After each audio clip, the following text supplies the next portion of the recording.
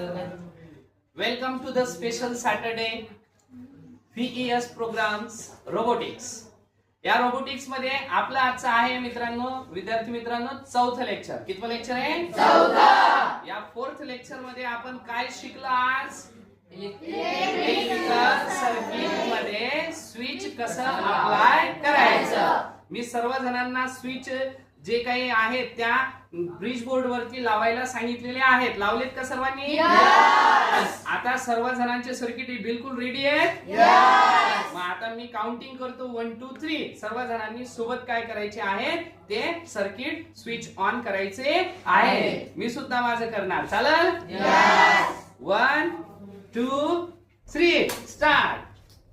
Very good. सर्व जणांचे switching circuit on आहे. ठीक आहे.